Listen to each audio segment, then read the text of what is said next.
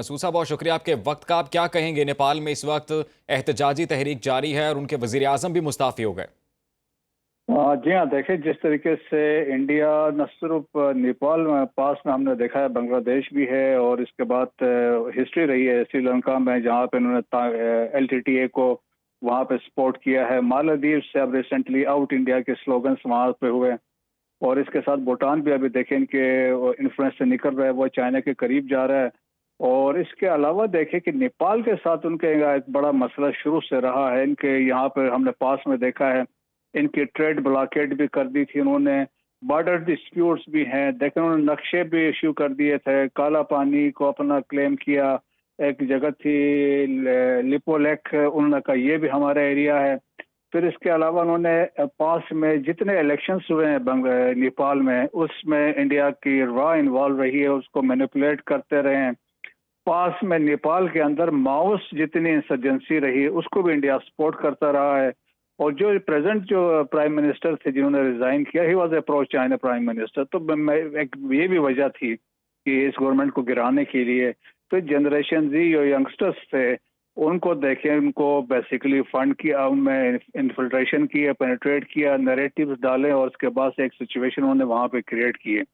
So India no अभी establish हुआ है कि इस खित्ते में, साउथ एशिया में एक नेट सिक्योरिटी डिस्टेबलाइजर के तौर पे उभरा है। हेजमैनिक डिजाइन इसके हैं, हर जगह पर वो प्रिवेल करना चाह रहा था, लेकिन पाकिस्तान ने ये मिथ भी तोड़ दी है। अब पाकिस्तान यहाँ पे एक नेट सिक्योरिटी प्रोवाइडर के तौर पे आया है। लेकिन एक मैसेज यकीनन है कि बाकी ममालिक के लिए भी कि इंडिया के जो डिजाइन है वो कहीं पे भी नहीं चाहता कि यहाँ पे पीस हो, स्टेबिलिटी हो। वो चाहता है कि उसकी हेजमनी हो, वो उसके डिक्टेशन हो।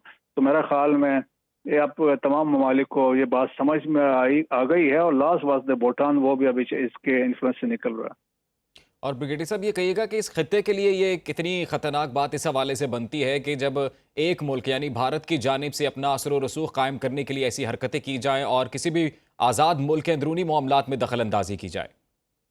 जी हाँ, बिल्कुल ऐसे ही है। देखें कि न सिर्फ इवन आप बांग्लादेश को देख लें, जब हसीना वाजिद थी तो टोटली बांग्लादेश की गवर्नमेंट थी, रॉ कंट्रोल करती थी। इवन पोस्टिंग्स जो थे, चाहे वो ब्यूरोक्रेसी में, मिलिट्री में थी, वो इंडिया के क्लियरेंस से होती थी। So that was the influence.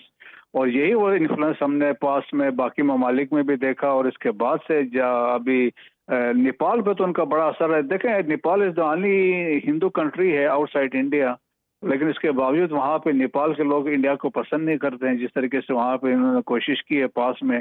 तो मेरा ख्याल में अभी एक वाज़ेह मैसेज है बाकी ममालिक के लिए भी है और इंटरनेशनल कम्युनिटी के लिए भी है कि देखें खित्ते में पीस और स्टेबिलिटी को किस तरह ये डिस्टेबलाइज कर रहे हैं, जिस तरह नुकसान पहुंचा रहे हैं।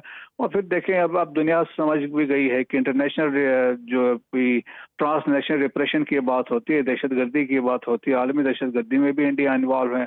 पाकिस्तान देखे हमने इसलिए शामिल नहीं किया, 1947 से पाकिस्तान के साथ ये दहशतगर्दी करवा रहा है, जंगें हमने लड़ी है। और अभी देखें फितना उल खारिज को ये यूज कर रहे हैं, फितना उल हिंदुस्तान को ये यूज कर रहे हैं।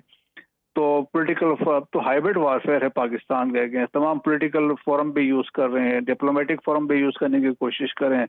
लेकिन रिसेंट डेवलपमेंट में हमने देखा है कि इंडिया डिप्लोमेटिकली आइसोलेट भी हो चुका है। ब्रिगेडियर साहब, ये कहिएगा कि जो सूरत हाल अभी हम नेपाल में देख रहे हैं, क्या ये जो मोदी सरकार और बिलखसूस RSS का जो अखंड भारत का एक ख्वाब है, ये उसी का तसलसल है? जी हाँ, वो है। लेकिन देखें कि वो ख्वाब इनका शर्मंदे ताबीर हो ही नहीं सकता है। जिनकी ख्वाहिश थी कि वो, आप देखें अभी जब उन्होंने नई लोकसभा की बिल्डिंग बनाई थी तो उसमें अखंड भारत का नक्शा बनाया, तो इसमें अफगानिस्तान तक का एरिया शामिल है, पूरा बांग्लादेश शामिल है।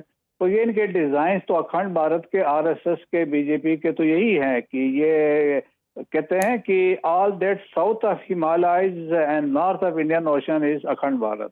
तो इनकी सोच जिस तरह इजराइल की सोच ऑफ ग्रेटर इजराइल, सो देखें ये चीज़ें जो आइडियाज़ हैं, थ्योरीज है, ये इजराइल से लेते हैं और वही यहाँ पे इम्प्लीमेंट करने की कोशिश करते हैं। लेकिन एक लोगों में जिस तरह पाकिस्तान ने इनको पीटा है, मारा है, इसके बाद बाकियों में भी जान आ गई है कि अब उन्होंने एक स्टैंड ले सकते हैं।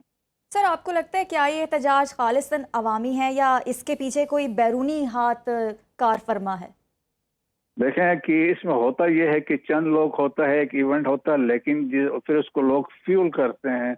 फिर जब आप फ्यूल करते हैं, देखें सोशल मीडिया का इस्तेमाल होता है जिस तरीके से हम कह रहे हैं ना कि यहाँ पाकिस्तान में भी डिजिटल टेररिज्म की हम जब बात करते हैं कि एक नैरेटिव पुश करते हैं, उस पर फेसबुक पे, ट्विटर पे जाते हैं लोग, इंस्टाग्राम पे, फिर टॉक शोज में जो स्पेशली जो लोग बाहर से बैठे हैं स्पेशलिस्ट होते हैं, तो वो जहनों को पोल्यूट करते हैं, पोल्यूट करके फिर ऐसे सिचुएशन क्रिएट करती हैं, लोगों को जज्बात से खेला जाता है। और इसी तरीके से फिर उसको देखें, हाथ बैरूनी होता है जो विजिबल नहीं होता है, लेकिन उनको पता होता है, चंद लीडर्स भी खरीदे जाते हैं और उनको इस्तेमाल करते हैं। और इसमें तो वाज़ह तौर पर मैंने आपको बताया कि इंडिया की लॉन्ग हिस्ट्री नेपाल के अंदर इंटरफेरेंस की, तो नेपाल को तो वो अपने स्टेट के तौर पे पास में कोशिश थी कि इस तरह वो कंट्रोल करे, लेकिन नेपाल की जितनी गवर्नमेंट्स रही हैं वो इतने उनके काबू में नहीं आए।